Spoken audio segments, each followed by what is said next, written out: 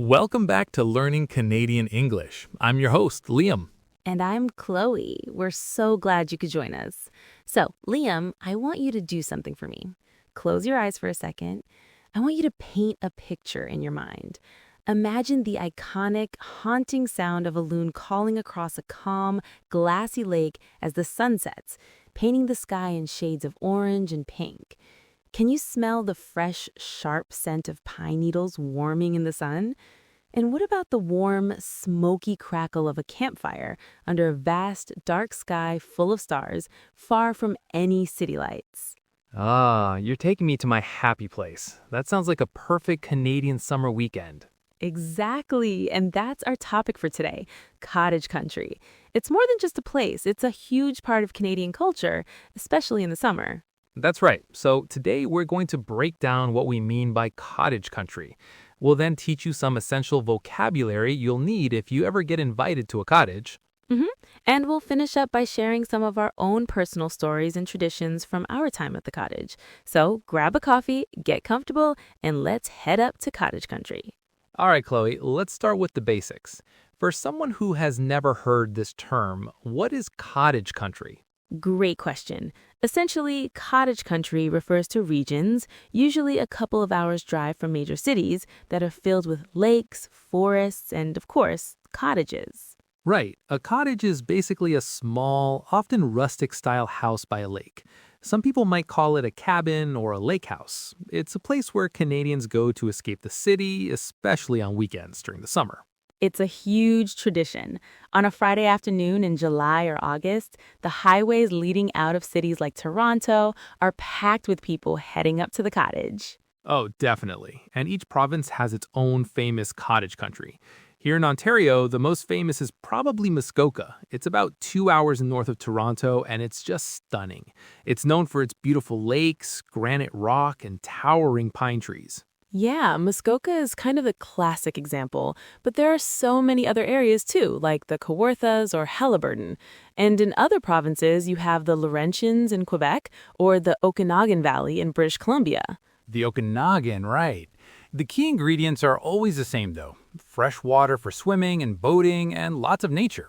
It's about getting away from the noise and stress of city life and connecting with the great outdoors. And it's interesting how cottages themselves can vary so much. Some are very basic, rustic cabins that have been in a family for generations, with no internet and maybe even an outhouse. Then on the other end of the spectrum, you have these huge modern lake houses that are more like mansions with all the latest technology. But the spirit of it, the getting away part, is the same. Connecting with the great outdoors. That's a perfect way to put it. It's a central part of Canadian identity, this relationship with nature. Okay, so now that we have an idea of what cottage country is, let's get into some specific vocabulary. If you find yourself at a Canadian cottage, these are words you will definitely hear. Chloe, why don't you start us off? My pleasure. Let's begin with the place where you'll spend most of your time, the dock, D-O-C-K.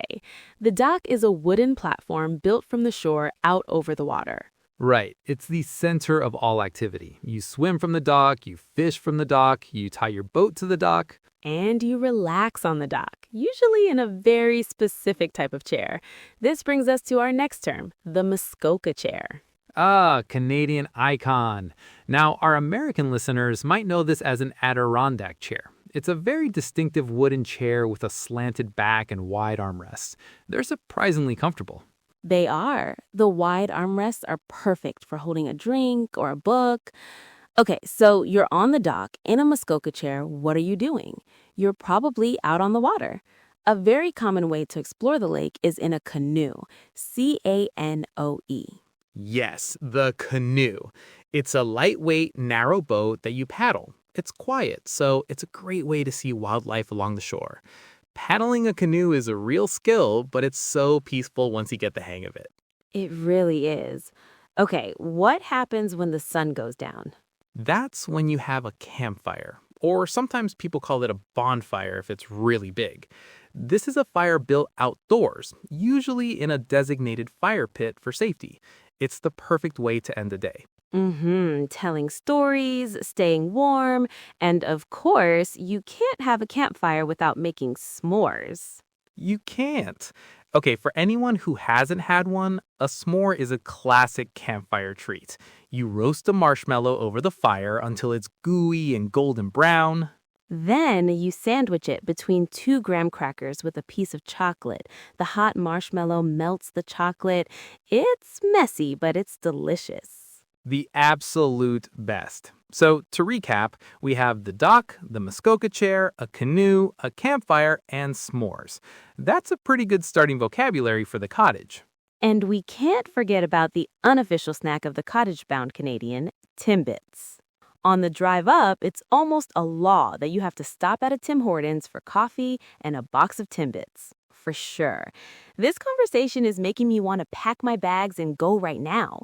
It brings back so many memories. Me too. And that's our next segment, personal stories. I think this is where the real magic of cottaging comes through. It's all about the experiences and the traditions people build. Do you have a favorite cottage memory, Chloe? Oh, so many. One that really stands out is from when I was a kid. My family would rent a cottage for a week every summer. My dad and I would wake up really early before anyone else and take the canoe out. At sunrise? Yeah, just as the sun was coming up. The lake would be perfectly still, like glass, and there would be this beautiful mist rising off the water. We wouldn't even talk much. We'd just paddle quietly and listen to the sounds of the forest waking up. It felt like we had the whole world to ourselves. That sounds incredible. It's those quiet moments that are so special.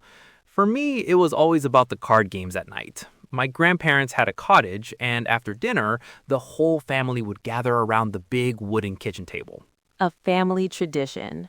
Totally. There was no TV, and this was before everyone had a smartphone, so we just played cards for hours. Games like euchre or Crazy Eights. There was so much laughter and friendly competition. It was simple, but it's how we connected. That's so true. It's about disconnecting from technology and reconnecting with people. You don't have the distractions of daily life. You have time to just be together. Exactly. And there's a certain feeling of freedom, too. You wear the same old shorts all weekend. You don't worry about your hair.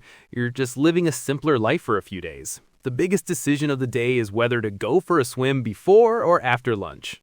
That's the dream, isn't it? It's a reset button, a chance to recharge your batteries by being in nature. It really is. Well, I feel like I've just had a mini vacation just talking about it, but that brings us to the end of our episode. I know, right? So let's do a quick summary. Today, we learned that cottage country is a term for lake-filled regions where Canadians go to relax in nature. It's a massive part of the culture here. We also learned some key vocabulary to help you sound like a local. Dock, Muskoka chair, canoe, campfire, and of course, s'mores.